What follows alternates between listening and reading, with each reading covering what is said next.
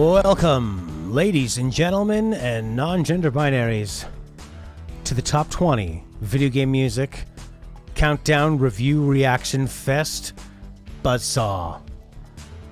This week, we have submissions from Rudi, Kris, Cyflan, Claudio, Longbow, and even after I said I'm all done my prep work, Zenmus and Lena put in their picks. So we played them in the pre-recorded intro. That you didn't see that. Not that the intro was pre-recorded. It is the intro before the recording, which you are watching now on YouTube. If you're on Twitch, you've been seeing this for quite some time. Anyways, this is from Vice City.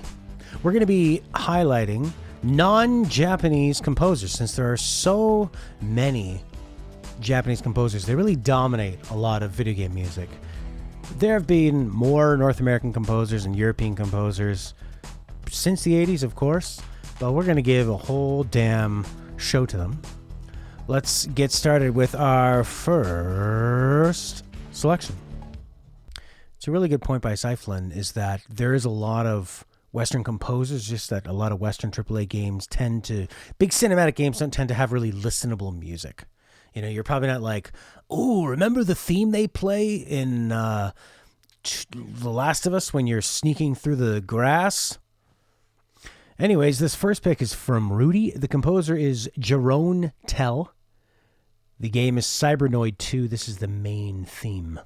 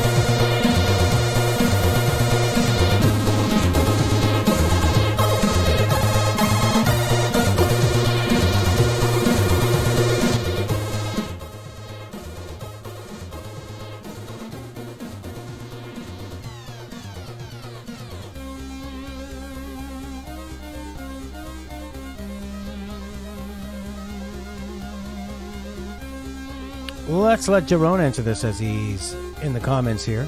He says, yo, I'm listening. Thanks for adding this. Sorry for the late reply. I'm busy as F. Let's call it even now. Cheers. When I composed this, it was not easy for me either. Age 16. And music can effing save your life. And he has a funny reply down here. Funny as in like, okay, dude. He goes, 100% heart. Arrows. That's that new, supposedly new non-gay thing you're allowed to do, right? Haha. And you think, oh, he must have written this comment 10 years ago. 3 months ago. All right, Jeroen. Maybe music can teach him other ways to communicate too. But I think he's doing a fine job. Yeah, you can put a heart without being considered gay. I'd like to meet this guy's dad. No hearts for my boy. Mm-mm. All right. I mean, what a great track. It's just, I mean, it's very video gamey in that like heroic kind of scale, that Dorian scale. We should do a week where we only do Dorian scale stuff, or maybe I'll just sort of like highlight a few of those. Anyways, this one just pounds, and man, it sounds really, really good. Did they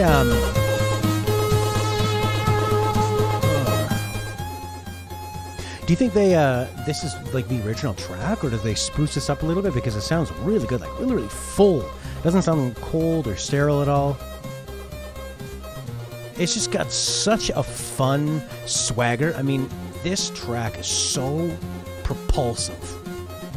Like, if you were just laying in your bed and not feeling so good, and you're kind of down, and your friend came into your room with a boombox and just picked you up, and no matter what you said, they just cranked the music,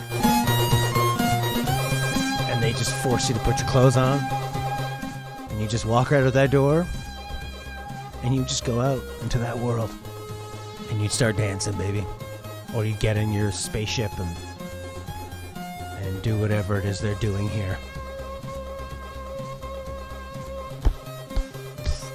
Very motivational. The bass is huge, thumping.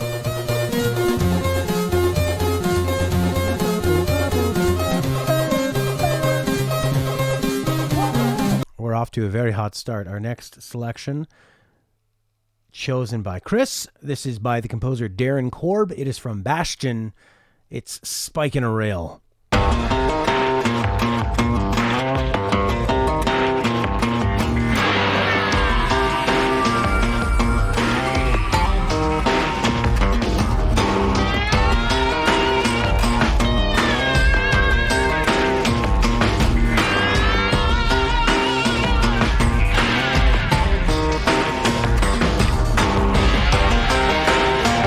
Oh, add it up, no.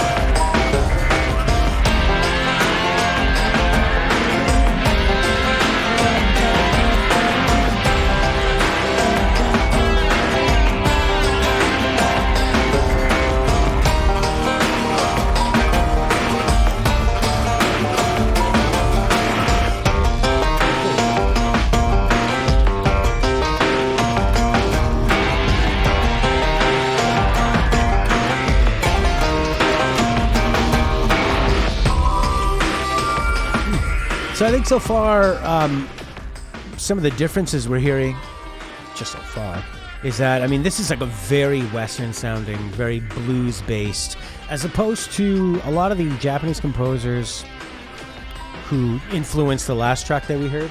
They're doing a lot of jazz fusion, lots of different chords, augmented chords, you know, modifying them, key changes. They're just going all over the place, and there's such a bigger like melodic arc. Whereas this is like straight ahead. It's just like it doesn't even have, I don't even know if it has like the 3 chords of a blues progression. It's just a really good riff and like a pounding halftime beat. There's nothing cute and clever about it. It's just, and like the name suggests, Spike in a Rail. A lot of the old blues songs were made by slaves and people that were working on like in a chain gang, and we're working on the railroad, and we're working on in the fields, and it was this kind of music that was like, just like, it was too tired to be clever, and it was more emotional and weighty. And This is like got a lot more positivity and swagger behind it than say like a slave song or something, but it's from that, like that halftime beat of just kind of like taking that big hammer, driving a spike into the rail. And the like really Americana instruments too of you've got banjo, acoustic guitar, bass. I think there's bass. And then you've got that slide guitar, which is electrified to mix sort of the more like electronic aspect of the drums too. So far we've had two very propulsive just like songs full of momentum. Oh yeah. Break it down. The banjo gets a little polyrhythmic. And that's badass. If the Japanese jazz fusion dances around the point, the Western sort of bluesy stuff goes right through. Our next selection by Cyflan is by the great legendary Tim Follin. This is from Ghouls and Ghosts. It is Main Theme.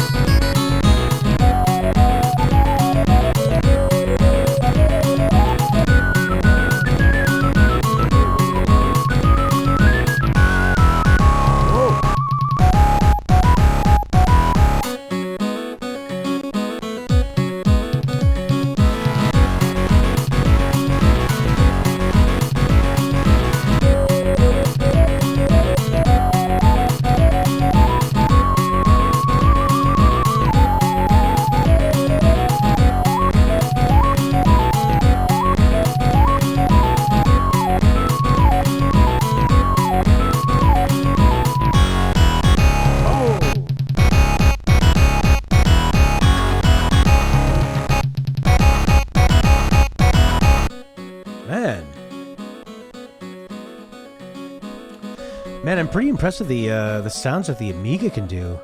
It's kind of like a bit of the Genesis FM synth sounds, especially when it does the guitar stuff, but like way more high quality samples and stuff, and the drums are really good. It's kind of like if you took the best of the Sega Genesis and the Super Nintendo and put them together. It's really powerful. That's amazing. I mean, I know I've heard some Amiga stuff before, but I don't think I've heard them kind of in context and understood. Like when you see this game here, you go, okay, so for music of this quality to be out when the game, its soundtracking is this, it's wild. This would be like good in a Doom game or something, maybe. It's a bit kind of medieval. Like if you had a medieval version of Doom or Wolfenstein, like fantasy, going around just throwing fireballs. It only has 4 channels, but they all supported PCM samples. So again, another very riff-heavy track that doesn't get too cute with a lot of different chord changes, no key changes, a very propulsive, most of the time 4-on-the-floor kick drum with the hi-hat on the offbeats, like a dance beat. Pretty badass. All right, this next one is a legendary track. This was chosen by Claudio, and the composer is Matt Uelmen. I'm just going to play it first before I even introduce it, because it is a song that needs no introduction.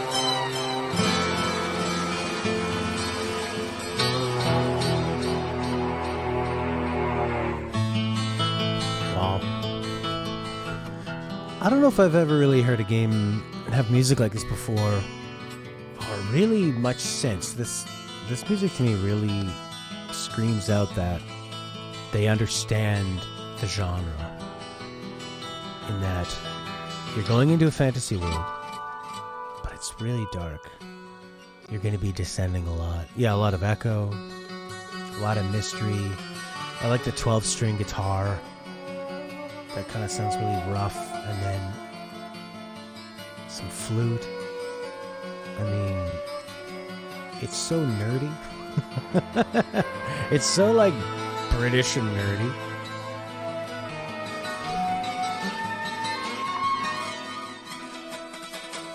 And it's so proggy too. And I think it's cool because Diablo is a game that starts off looking like a simple kind of, hack and slash, pointing around. But it's just going to grow and grow and grow as you descend closer and closer to hell. Wow, what a track. Next up, chosen by Longbow, composed by Danny Baranowsky from Crypt of the Necrodancer. This is Deep Sea Bass Choral Riff.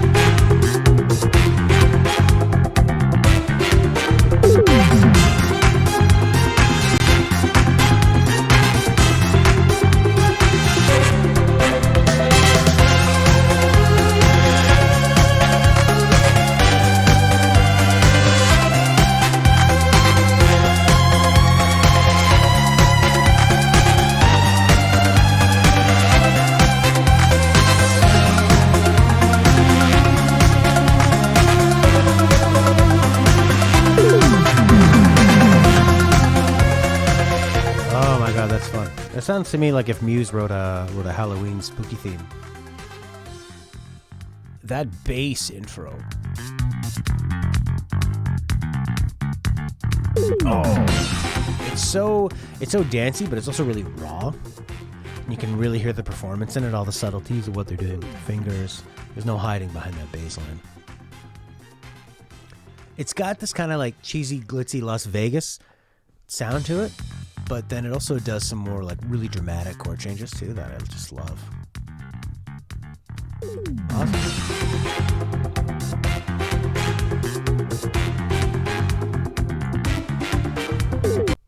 Next up, chosen by Rudi.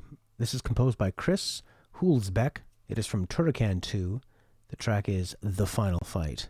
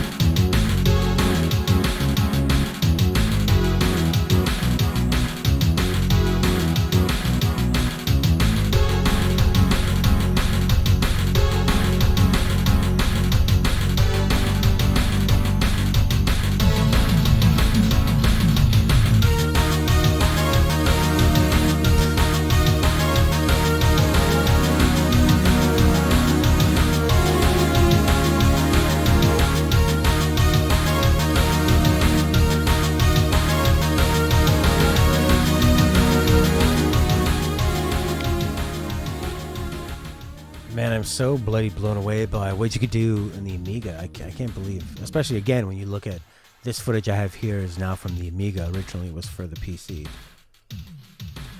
The previous footage we showed was from the PC 1991 version. This is so wild. The quality of samples they have in the synths are insane. This is also from somebody who's on YouTube that specializes in uploading these Amiga themes. And this track itself, they say, is intended for headphones only. They have a new Dolby version of channel instrument repositioning, stereo joined version, a real recording, and the game intro. So let's check out this new Dolby version. Welcome to Turrican.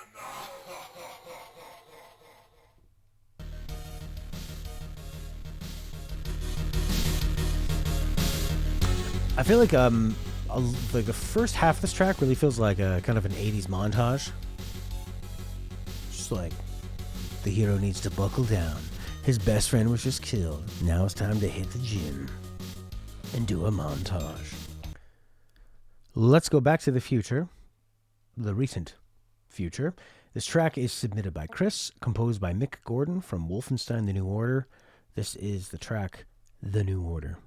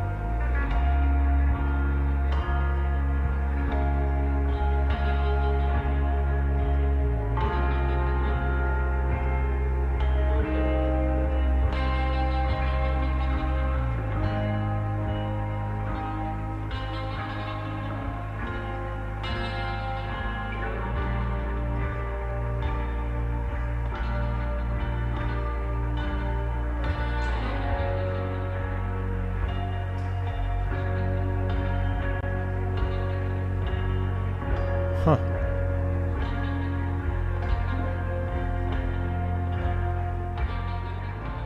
It does the North American 90s thing of really loud and really quiet, except in reverse. Usually you have like a quiet, loud of the Pixies in Nirvana.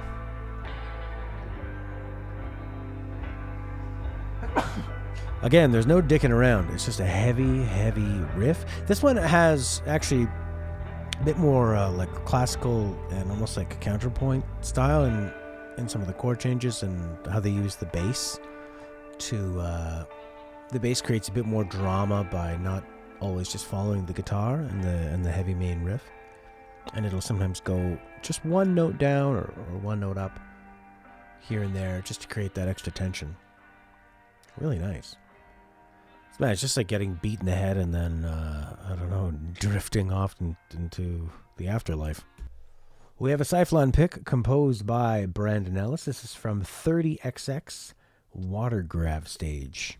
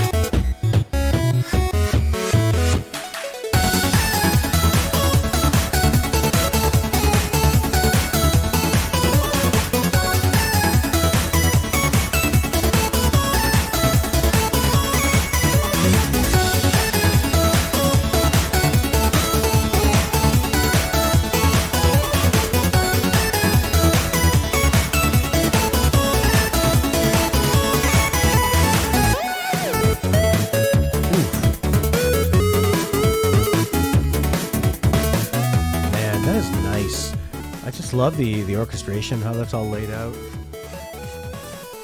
It's really hard hitting, but it's also really pleasant sounding. And that's what you can do when you have modern technology and you're using those old sounds, but you can just make it sound so smooth. That really nice low synthy NES bass. And they got that bit crushed snare drum. Noise channel, but then it feels a bit more like a kind of a European club mix. Man, there's so much skill and so many layers in this to have it be so complex but still make it feel kind of breezy and fun.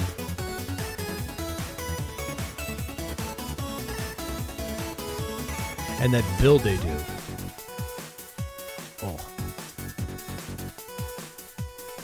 Like the pacing of this song, so perfect. If I was a better DJ, I wouldn't have put the next track next, but we're going to bring it a little bit down with a track submitted by Claudio, composed by Martin O'Donnell from Halo. This is Under Cover of Night.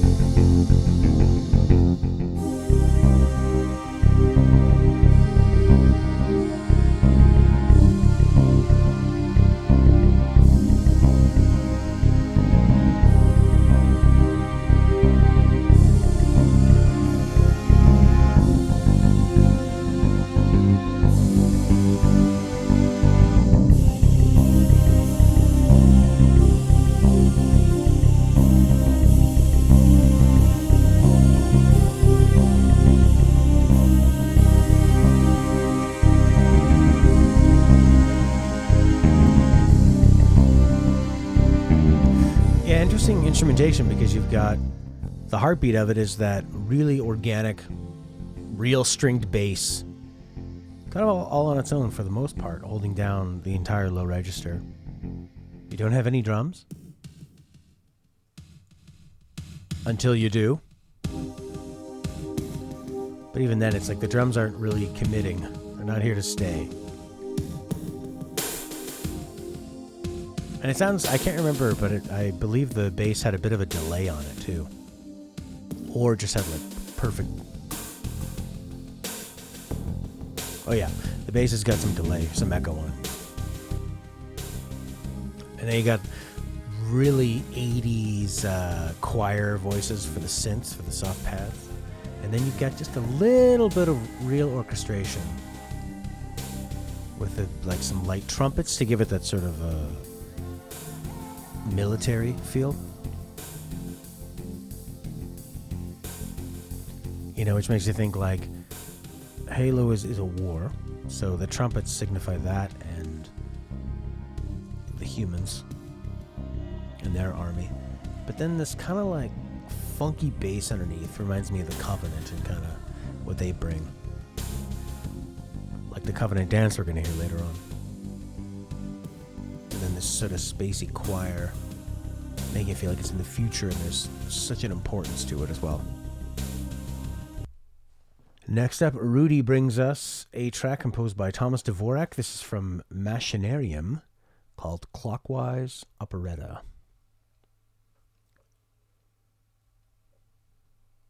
Nope. Longbow has a track composed by Jake Kaufman from Shantae, the Half Genie Hero. This is Tassel Town.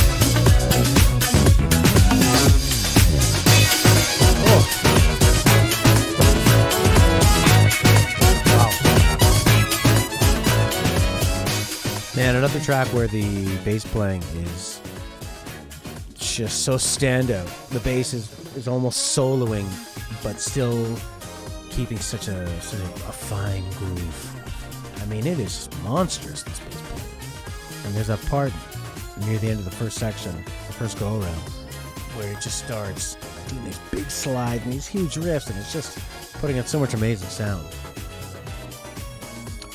This is a badass track. Let's bring it down, way down, with a Rudi pick composed by Tomas Dvorak from Machinarium. This is Clockwise Operetta.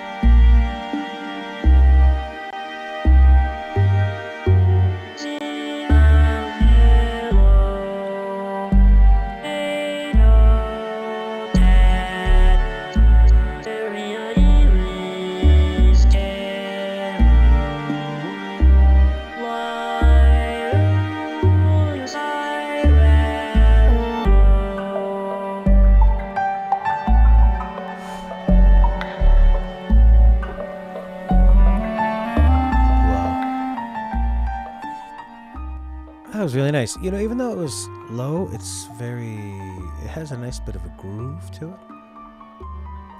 A lot of nice dramatic counterpoint. That robot voice was a nice surprise. I like that it sounds like it's kind of coaxing the sounds out of an old analog robot or something. It almost sounds like at one point they were playing the radio dial. A lot of these kind of like analog, just like radio waves coalescing and coming together and coming in and out of focus. It sounds like you are exploring an old mechanical place. Back to Halo with a crisp pick from Martin O'Donnell. This is Covenant Dance.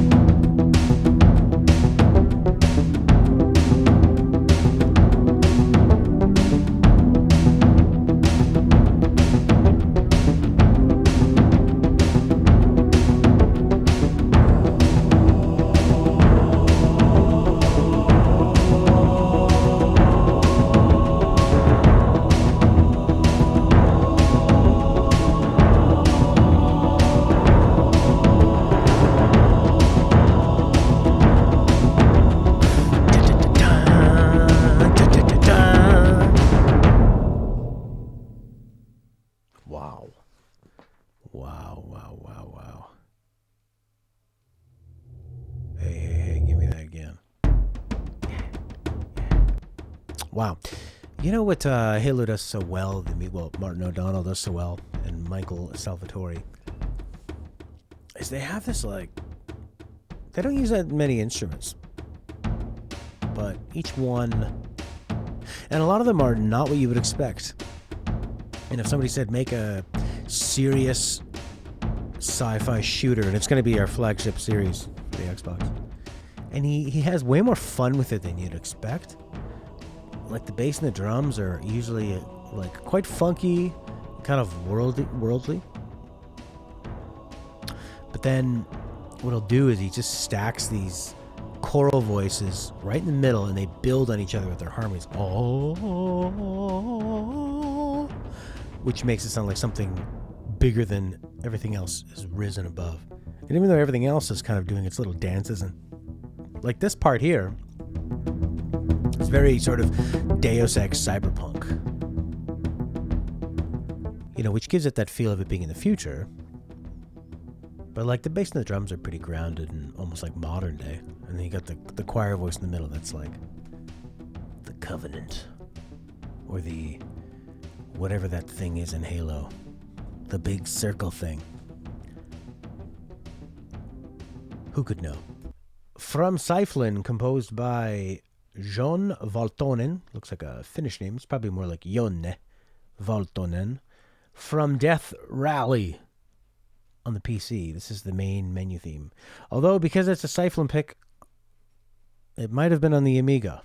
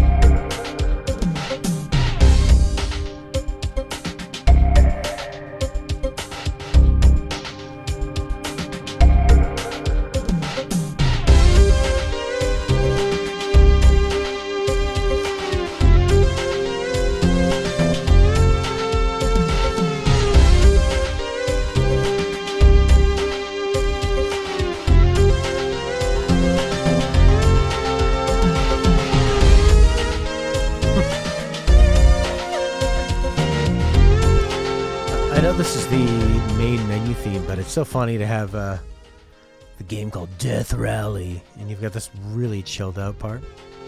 Death Rally. You race or you die. Or you race and you die. Oh, I didn't realize all the characters were... It's like anime drawing. That's cool. Really nice. Just like it's got some sort of like 80s cyberpunk kind of pedaling with the synths. Some like really nice helpful synth work and pads. I really like it.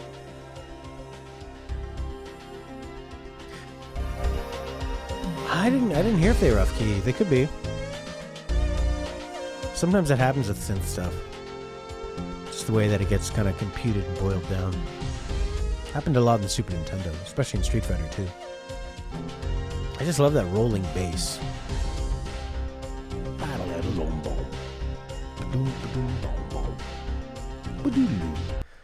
You know, it's interesting. When I was listening to the last track and I was thinking about the difference between the North American and the Japanese style, I thought a franchise that really shows that is Pilot Wings. How the Super Nintendo version of Pilot Wings is very Japanese, really jazz fusion-y, complex stuff, layers, lots of crazy jumps and chords, and just like every chord is to sort of changed in some way, you know. A lot of 13s, 9s. Things are flattened and sharpened, and then in the North American version, sorry, for Pilot Wing 64, when they went with the North American composer, things got a lot more straight ahead, which could be boring compared to the Super Nintendo version, but one track managed to set up the most beautiful groove of all time. This one was submitted by Claudio, composed by Dan Hess from Pilot Wings 64. It's, of course, Birdman.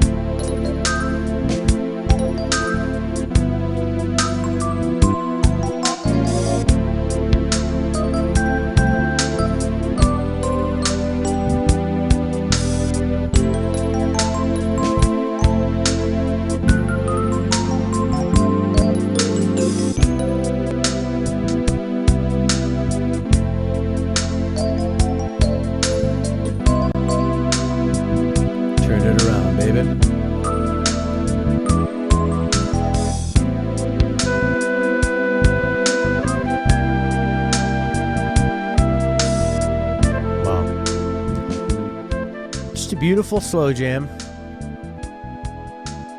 That nice, pillowy, soft bass.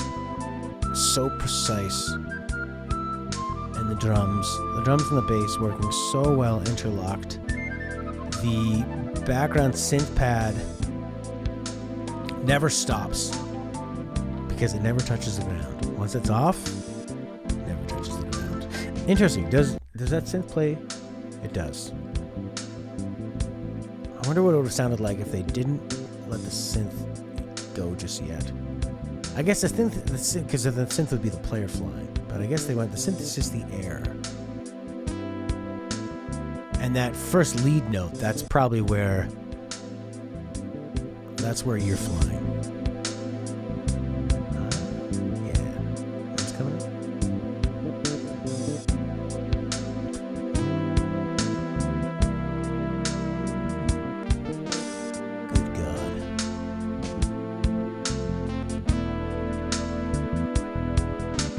Got just enough variety in the chords. Like it's actually for like a slow jam, it has quite a long arc actually in terms of its chord progression. It's probably got maybe like, I don't know how you organize it into like 4 sections of just one long piece. Oh, I love when it bangs back. It's so perfect. It's one of the greatest. It is the greatest video game slow jam ever made. Blade Runner Blues. I like the name of that. I can't say I'm super familiar with it. and then it just keeps running through and lets different instruments come in. Just like you're watching a jazz band play, and they're going through the progression together. They're taking turns soloing.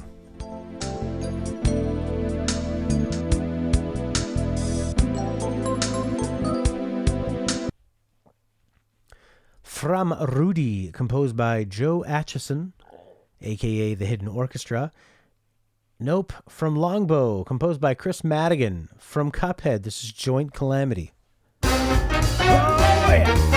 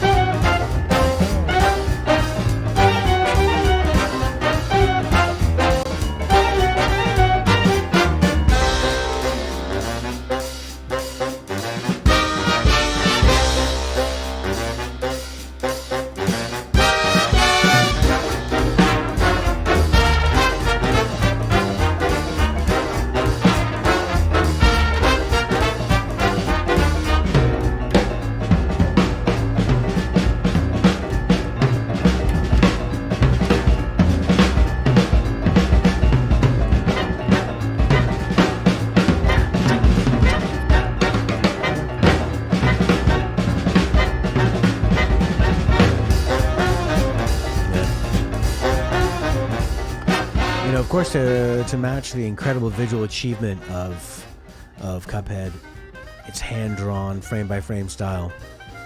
You had to go and get music that was very authentic to that time, but they really went above and beyond. They didn't just pick... Like, they really could have phoned it in a little more, but they really went out of their way to not just make it sound like it could be from that time, but that it was really from that time and could hold its own, you know. Got a lot of soul to it. They just put so much love into the soundtrack, and it's just recorded so well. Oh man, it sounds so good. Because you could have easily you could have screwed up this recording and made it sound too modern as well, which would have sounded like shit. But they nailed it. From Rudi, this is Joe Atchison, a.k.a. Hidden Orchestra. From Creeks, this is Attic. Oh, yeah, calm down.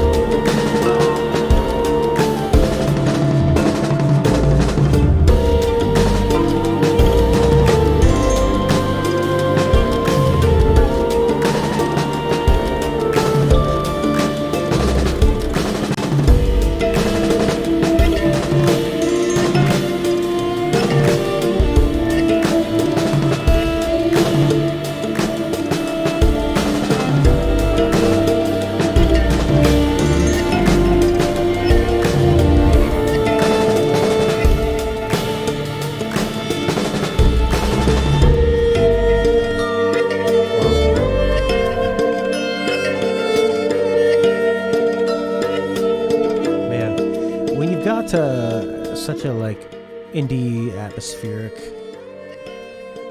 It's kind of weird looking storybook fairy tale, but a bit like of a dark looking game. And then you have this incredible music where they've just got like it's like every one of their instrument choices is so inspired in this. They think, what can we do with percussion? I mean, you got drums in here, but even when he does something as traditional as play a drum set, the way he uses the snare is just not in a very normal way. You know, like how Ringo plays the hi-hat and the toms and come together when he goes like boom, boom. That's what this is like. Just lots of long snare rolls, almost like a machine gun snare roll, where you really would not normally hear it.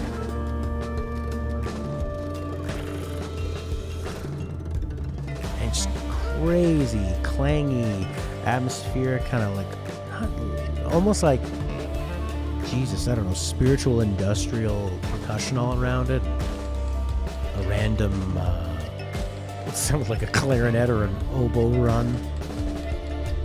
It's just so cool.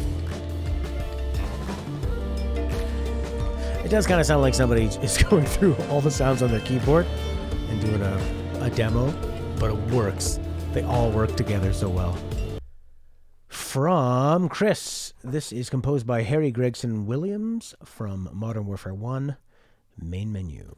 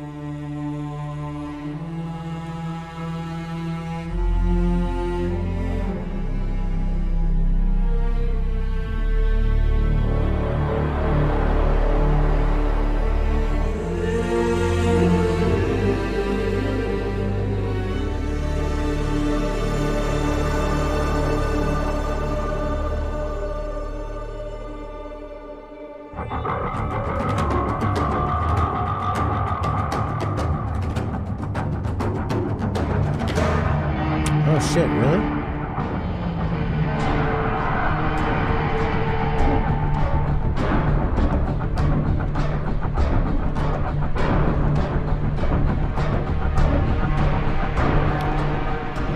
Okay, so this might not be the same one. Yeah, because I went to click on that link you give me and it was deleted. So I just put in Modern Warfare main menu music. It looks like this is from... Someone said they reused the music from the beta.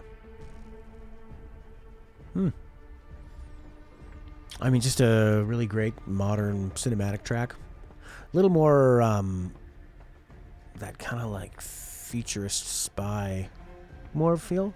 I just love that. Oh, it gets a little more theatrical here. and gone. Kind of Metal Gear Solid. I don't know how to describe that. I mean, I keep saying cyberpunk. It's kind of cyberpunky. It's sort of like cyberpunk, military, futuristic, like super agent from the future. A lot of like atmospheric strings, and this has a lot more personality and color than I would expect. If you just think, oh, it's going to be in Modern Warfare, it's going to be in Call of Duty. There's some interesting choices with the instruments that are just beyond what you generically would expect. Next up, not as hard-hitting, gritty, or sci-fi. This is from Claudio's Picks, composed by Lena Rain, The Return of Celeste. 2 shows back-to-back for Celeste. This is Resurrections.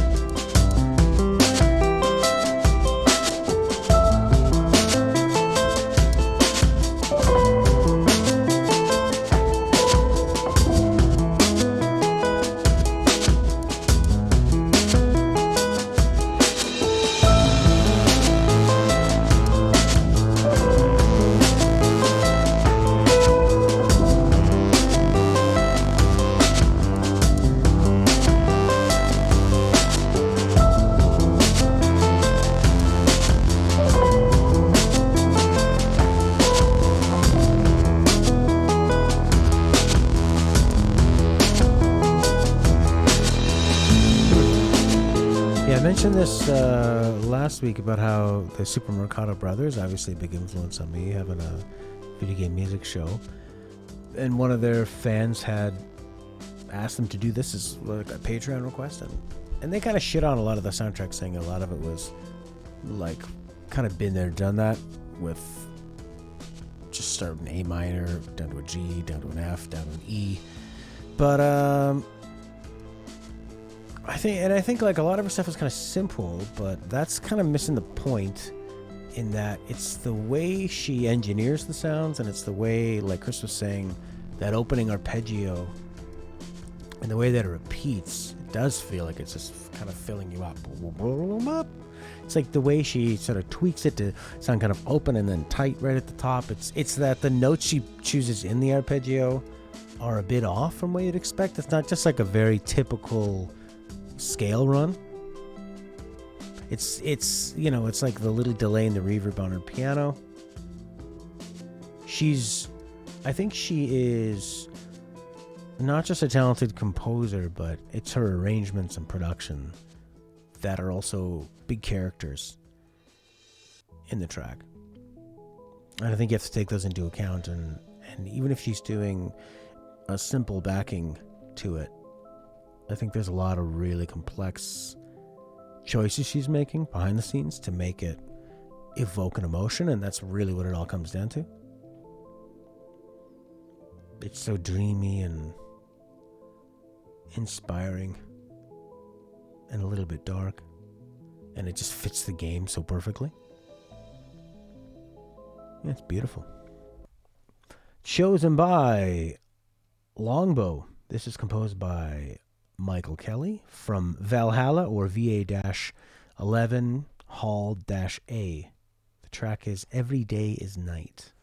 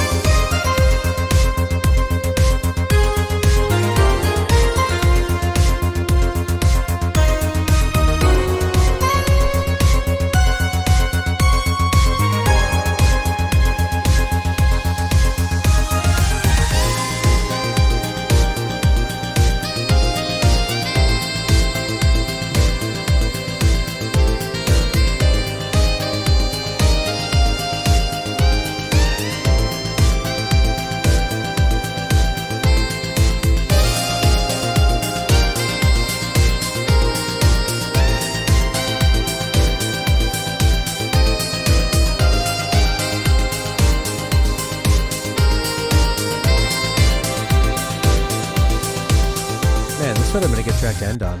So celebratory. Really gives you that feeling of a sort of the glitzy nightlife, but a bit digital, a bit 80s retro.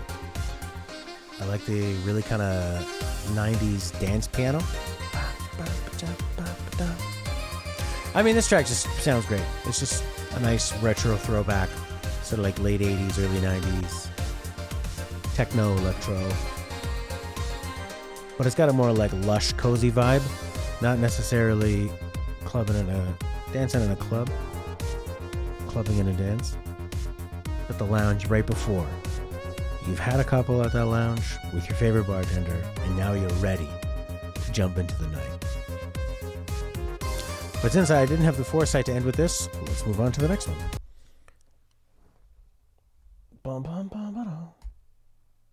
Our last track of the top 20, selected by Rudi, composed by Joel Korolitz, from Eastward, a favorite on this show. This is Final Boss. That could be fitting too.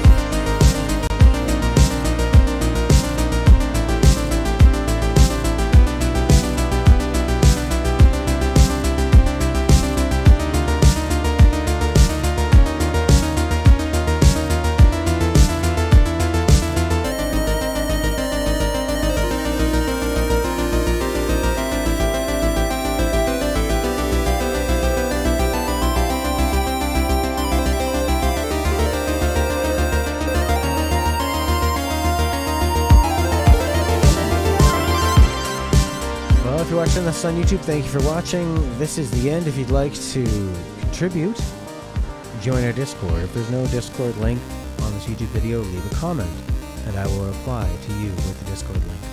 And you can join people like Rudi, Kris, Cyflan, Claudio, Longbow, Zenmis, and Lenon, who have contributed tracks to the top 20, and of course, Prince, the ultimate song describer.